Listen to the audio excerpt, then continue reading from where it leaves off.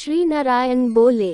इस प्रकार राजा दृढ़धन्वा के पूछने पर अत्यंत प्रसन्न, मुनियों में श्रेष्ठ वाल्मीकि मुनि ने हंसते हुए विनीत अत्यंत नम्र राजा दृढ़धन्वा से कहा।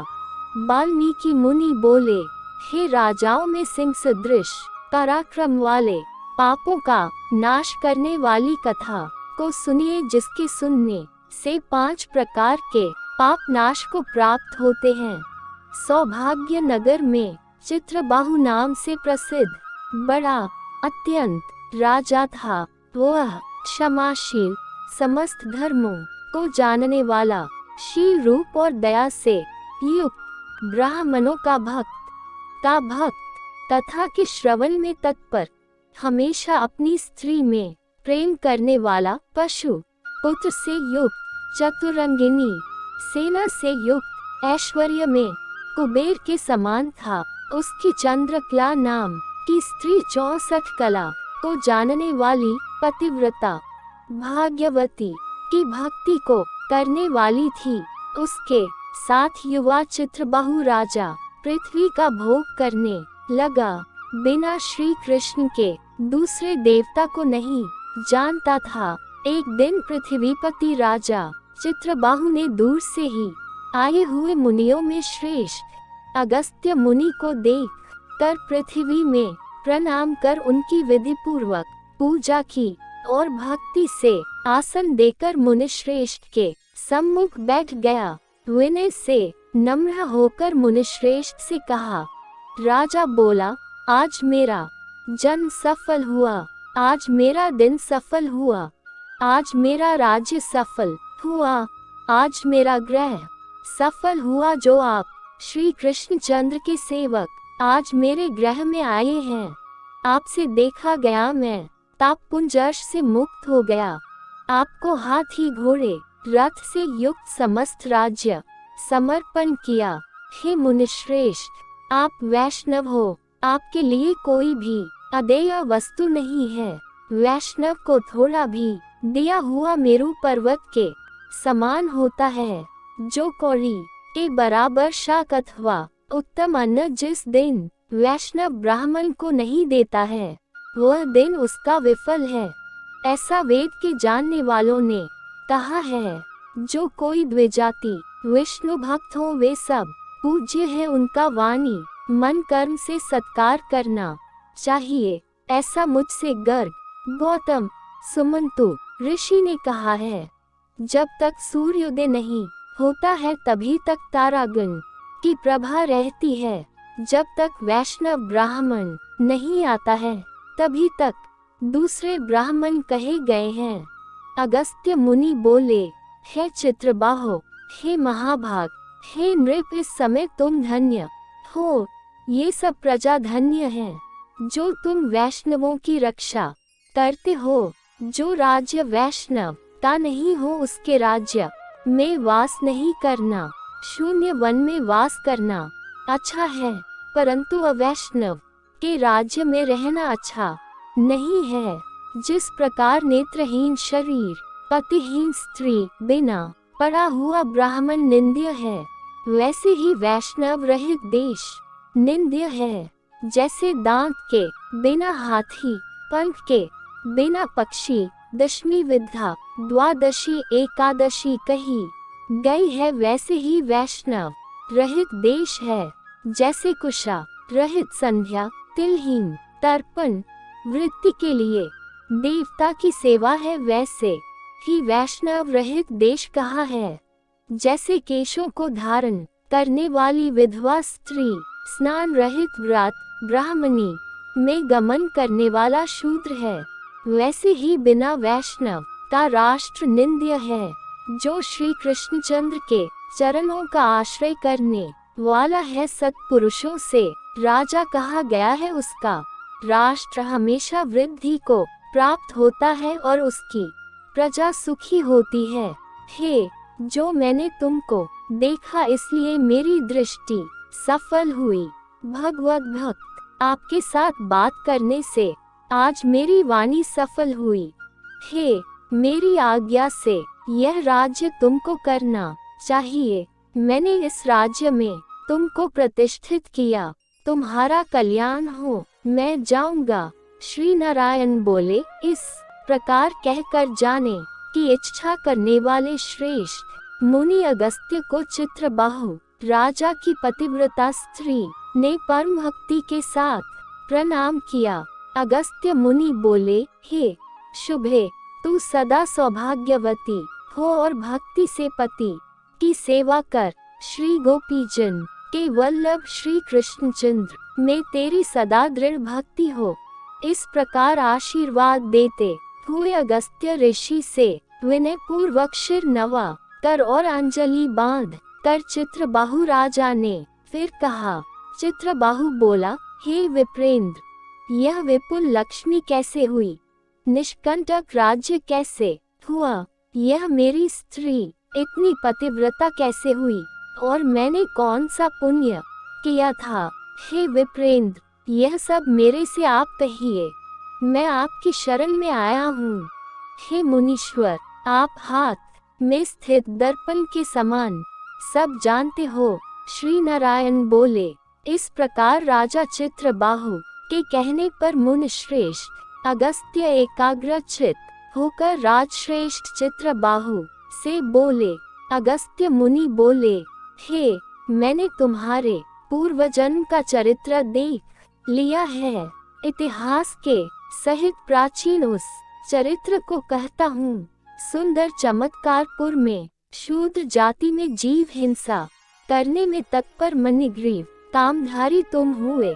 सो तुम नास्तिक दुष्ट चरित्र वाले, दूसरे की स्त्री को हरण करने वाले, कृतघ्न दुर्विनीत, शिष्टाचार से रहित हुए। और तुम्हारी यह जो स्त्री है, यही पूर्व जन्म में भी स्त्री थी। यह कर्म, मन और वचन से पति सेवा में परायण थी। पतिव्रता, महाभागा, धर्म में प्रेम करने वाली, मनस्विनी, इसने कभी भी तुम्हारे विषय में दुष्ट भाव नहीं किया। पाप कर्म को करने वाले तुम्हारा जाति और बांधवों ने त्याग कर दिया और क्रोध होकर राजा ने सब उत्तम धन ले लिया। फिर उस समय बचा हुआ जो कुछ अवशेष धन था, उसको जाति वालों ने भी लिया। तब उस समय धन के चले जाने से तुमको धन की भारी इच्छा हुई, परंतु धन के नाश होने पर भी मन मलिन होकर इस पतिव्रता ने तुम्हारा त्याग नहीं किया। इस प्रकार सब लोगों से तिरस्कृत होने पर तुम निर्जन वन को गए। हे महीपते, वन में जाकर अनेक पशुओं को मारकर अपनी आत्मा का रक्षण किया। इस प्रकार स्त्री के सहित जीवन निर्वाह करते हुए धनुष को उठाकर मणिग्रीव मृग के मांस को खाने की इच्छा से बहुत से सर्प और मृग से भरे हुए वन को गया। उस मनुष्य रहित वन के मध्य मार्ग में उग्रदेव नाम के महामुनि दिशा ज्ञान के नष्ट हो जाने से व्याकुल हो गए। हे मध्याह्न के समय तृषा से अत्यंत पीड़ित हो वहाँ ही गिरकर मरणासन हो गए। उस समय रास्ते को भूले हुए उस दुखित ब्राह्मण को देखकर तुमको दया आई। उस ब्राह्मण को उठाकर और उसको साथ लेकर तुम अपने आश्रम को गए। उस दुखित ब्राह्मण की तुम दोनों स्त्री पुरुष ने सेवा की।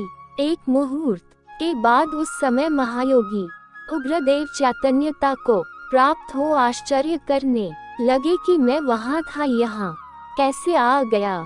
उस वन के बीच से कौन लाया? श्री नारायण बोले, मणिग्रीव ने उस ब्राह्मण से कहा कि यह सुंदर तालाब है, इसमें कमलिनी के पुष्प से सुगंधित शीतल जल है। हे, उस शीतल जल में स्नान करके मध्याह्न की क्रिया करके फलाहार करें और सुंदर शीतल जल का पान करें। इस समय मैंने रक्षा की है, आप सुख से विश्राम करें। हे मुनिश्रेष्ठ, आप उठिए और आप कृपा करने के योग्य हैं। अगस्त्य जी बोले, उस समय उग्रदेव ब्राह्मण श्रम रहित सावधान हो मणिग्रीव का वचन सुन कर तृषा से व्याकुल हो उठा। हे चित्रबाहो, मणिग्रीव की भुजा पकड़कर वट वृक्ष से शोभित तालाब के तट पर जाकर बैठ गए। वट की छाया में बैठकर क्षण मात्र विश्राम कर स्नान और नित्य कर्म कर वासुदेव का पूजन किया। देवता पितरों को तर्पण कर सुंदर शीतल जल को पान कर उग्रदेव ब्राह्मण शीघ्र वट के मूल भाग में आकर बैठ गए। पत्नी सहित मणिग्रीव ने मुनिश्रेष्ठ उग्रदेव को नमस्कार किया और अतिथि सत्कार करने की इच्छा से विनय युक्त वाणी से बोला। मणिग्रीव बोला, हे, आज मुझको तारने के लिए आप मेरे आश्रम को आए। आपके दर्शन से मेरे पाप नष्ट हो गए। इस प्रकार उस ब्राह्मण से कह कर प्रसन्न मणिग्रीव स्त्री से बोला, आई सुंदरी, जो जो स्वादिष्ट पके हुए फल हैं उन आम्रफलों को तुम जल्दी लाओ, विलंब मत करो। हे शुभान्य, और जो कुछ कंद आदि हो उनको भी लाओ।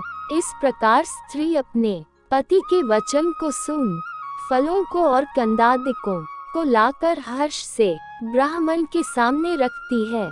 मणिग्रीव फिर मुनिश्रेष्ठ से वचन बोला कि हे, इन फलों को ग्रहण कर मुझ स्त्री पुरुष को कृतार्थ करें। उग्रदेव ब्राह्मण बोला, तुमको मैं नहीं जानता हूँ, तुम कौन हो सो मेरे से कहो। ब्राह्मण को चाहिए कि अपरिचित का भोजन नहीं करे। मणिग्रीव बोला, हे द्विज शार्दूल, मैं मणिग्रीव नामक शूद्र जाति का स्वजनों से जाति वालों से अपने बांधवों से त्यागा हुआ हूँ। इस प्रकार शूद्र के वचन को सुनकर प्रसन्नात्मा उग्रदेव ने फलों को खाया, बाद जल को पिया।